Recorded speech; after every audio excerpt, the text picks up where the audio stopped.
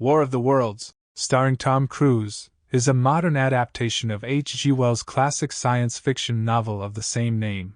The film follows the story of a father, played by Tom Cruise, and his two children as they struggle to survive in the midst of a full-scale alien invasion.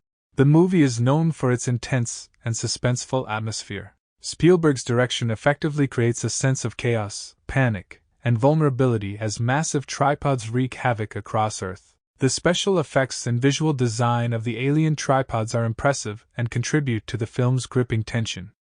Ferry works as a crane operator at the docks. After finishing his shift in Brooklyn, he heads home to Bayonne, New Jersey, to meet his ex-wife, Mary Ann, and their two children, Robbie and Rachel. Despite his lateness, the family is waiting for him. It's apparent that Mary Ann is pregnant. Their interactions involve debates over the children sharing a room and Robbie's upcoming homework assignment due on Monday. Eventually, Mary Ann and her new husband depart for a weekend trip to Boston to visit her parents. In an attempt to bond, Ray casually suggests playing catch with his son in the backyard. A small tension is noticeable as Robbie now sports a Boston Red Sox hat while Ray is a devoted Yankees fan. Their strained relationship becomes evident during their game, leading to a heated argument resulting in a throw by Ray smashing a basement window. Observing this, Rachel comments on Ray's approach, suggesting that hostility won't bridge the gap with Robbie. She then shifts the focus to lunch plans, to which Ray responds curtly, mentioning ordering food. Subsequently, Ray retreats to his bedroom to catch some rest. Upon waking up several hours later, Ray finds Rachel engrossed in cartoons in the living room. Rachel reveals that Robbie has left with his prized Mustang. Ray's anger flares as he rushes out to the street in search of Robbie. The street is crowded, with everyone's attention drawn to an unusual storm swirling in an unconventional direction to the north. Ray, accompanied by Rachel, ventures into the backyard. A peculiar wind arises, blowing towards the storm. Abruptly, lightning bolts strike the ground, some dangerously close to Ray's vicinity. Hastening back to the house with Rachel, they discover that all the clocks have stopped, and the power is out. Ray's watch has halted, and his cell phone has died.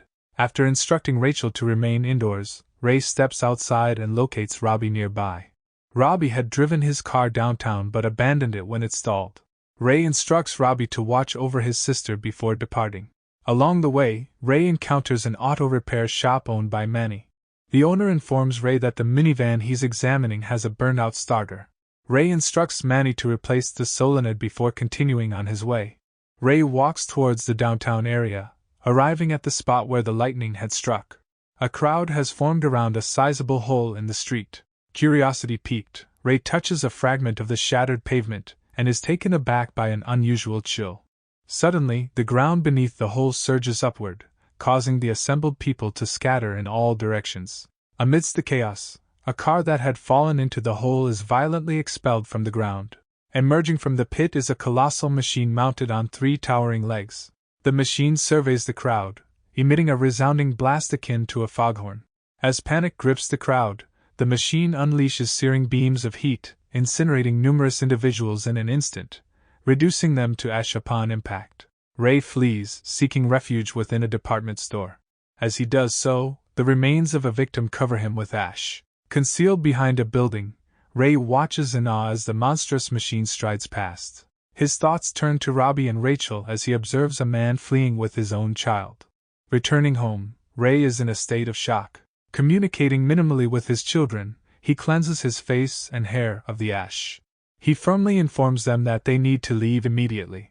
Ray instructs Robbie to gather supplies from the refrigerator while he retrieves a small pistol, tucking it into his belt. They make their way to Manny's garage, where they enter the minivan that had been under repair. Thanks to the solenoid replacement, the vehicle starts without issue. Manny initially thinks Ray is joking until Ray's serious tone convinces him otherwise. Just as Manny attempts to get Ray to leave the car, the nearby Bayonne bridge collapses, prompting Ray to accelerate away.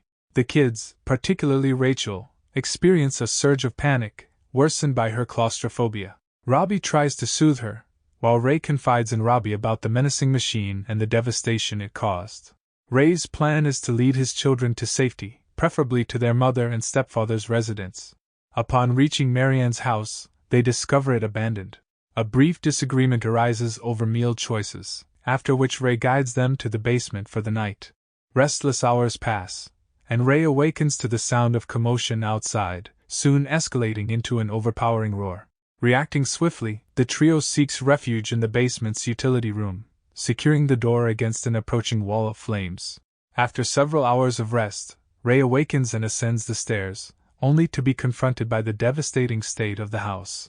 The prior night's turmoil was caused by a plane crash in the vicinity. As he surveys the scene, Ray notices a man amidst the wreckage of the plane, clearing out food service carts. It becomes apparent that the man is a cameraman employed by a news network, accompanied by a female reporter. Engaging with Ray, the woman shares that reports concerning the alien tripods all converge. Once the tripods begin their advance, communication and news from the affected area cease. Intrigued, she queries Ray if he is a survivor of the plane crash. Ray denies it, prompting the news crew to depart swiftly. Ray gathers his family and resumes their journey in the minivan. After a stretch of driving, they halt when Rachel requires a restroom break. Exhibiting defiance, she strays farther than Ray deems acceptable and halts near a creek. While observing the water, Rachel is confronted by the distressing sight of numerous human bodies floating past. Before long, Ray locates her and reproaches her for venturing too far. As they return to the vehicle, an army convoy passes by. Robbie's demeanor shifts, marked by anger and a desire to join the counterattack against the invaders. Ray attempts to reason with Robbie, asserting that the notion of aligning with the military is impractical. To grant himself and his daughter some rest, Ray permits Robbie to take the wheel. They encounter a small town where evacuees have congregated. The mood within the crowd swiftly sours towards Ray's family, and they demand possession of their vehicle. Forcefully extracted from the minivan, Ray and Robbie become targets of the mob's aggression. Amidst the chaos, Rachel succumbs to panic. Regaining his composure, Ray employs his pistol to create a temporary barrier, prompting the crowd to step back. Soon, he is compelled to relinquish his firearm as another man, determined to seize the minivan, holds Ray at gunpoint. Ray secures Rachel's safety and leads her away from the tumult. The crowd's aggression escalates, resulting in an attack on the individual who commandeered the minivan. The family continues walking alongside the stream of evacuees. At a railroad crossing, a blazing train hurtles by, engulfed in flames from end to end. Later, at a ferry crossing in Athens, New York, the family awaits passage on one of the boats.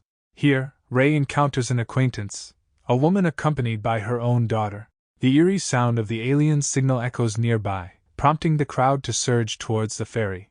However, the army guards close the gates, denying entry to Ray, his friend, and their children. Spotting a way to circumvent the gates and reach the boat, only Ray and his kids manage to make it on board. Robbie notices several people struggling to climb over the ferry's ramp and rushes to their aid. As the ferry embarks across the river, another tripod emerges from the water, launching an attack that capsizes the vessel, plunging cars and people into the water. Amidst the chaos, Ray and the children resurface and swim towards the shore. Tentacles from the tripod snatch individuals from the water. Eventually reaching land, Ray and his kids make their way to the opposite side. In their retreat, they observe articles of clothing descending from the sky. Continuing their journey on foot, the family encounters a clash between the aliens and the army. Overhead, jets streak through the sky as Robbie becomes strangely drawn to the hidden battle unfolding beyond a hill. Despite Ray and Rachel's calls for him to return, Robbie remains undeterred, advancing toward the unseen conflict. Army personnel halt Robbie's progress at the hill's summit. Leaving Rachel under a tree, Ray confronts Robbie, attempting to dissuade him from becoming involved. Acknowledging Robbie's determination, Ray reluctantly permits him to proceed, understanding he must safeguard his daughter. Retrieving Rachel, Ray watches as the helicopter's final assault fails to halt the tripods. Robbie disappears over the hill, leaving Ray with a last glimpse of a towering tripod against a backdrop of flames. It becomes evident that the tripods possess an impervious shield that deflects all attempts at bombardment. Soon after, Ray and Rachel are beckoned by a nearby homeowner named Ogilvy, who offers them refuge in his basement. However, it quickly becomes apparent that Ogilvy's mental state is precarious, and he intends to dig his way out of the basement. The group hides as loud sounds from upstairs signal a threat. A snake-like probe infiltrates the basement, narrowly missing detection by the group. The probe retracts after a few minutes. Subsequently, three curious three-legged aliens enter the basement. Ray prevents Ogilvy from firing his shotgun, aware that the noise would attract more of the creatures. The aliens depart when their signal resounds. Ray also uncovers a startling revelation. The aliens are blanketing the landscape with a rapidly spreading, enigmatic red vine, nourished by the blood of captured humans. This revelation sends Ogilvy into a frenzy, as he frantically digs in his basement, while repeating the phrase, "Not my blood!" in distress. Recognizing that Ogilvy's behavior could compromise their safety, Ray realizes he must take decisive action. Despite his attempts to calm Ogilvy, it becomes clear that a more drastic step is needed. Ray has Rachel put on her headphones to drown out any sounds and then, behind a closed door, confronts and ultimately eliminates Ogilvy. After emerging from the room, both Ray and Rachel finally succumb to sleep. Upon Rachel's awakening, she witnesses the return of the alien probe, alerting them to their compromised position. Employing an axe, Ray swiftly neutralizes the probe's sensory appendage. However, Rachel has already fled the house. Ray rushes out just in time to witness her capture by a tripod. The tripod engages Ray in a brief struggle before he seeks refuge in a nearby Humvee. Although the tripod loses interest, Ray's ingenuity comes into play as he employs a grenade from a belt he discovers to draw the tripod's attention. The tactic leads to his entrapment in an underslung cage alongside other captives. In the tense situation, Ray seizes control, deploying grenades to free himself and the others by causing an explosion inside the tripod. Ray and Rachel eventually reach Boston, guided by soldiers. Amidst this chaos, Ray notes the withering of the red weeds and the descent of another tripod. The sounding of a horn by a nearby tripod prompts a panicked retreat. Ray's keen observation reveals a weakness. A tripod's shield is non-functional when birds land upon it. He communicates this information to a captain on the scene who commands his platoon to engage with javelin missiles. The defenseless tripod is targeted and subsequently toppled by the missiles, resulting in the collapse of a nearby building.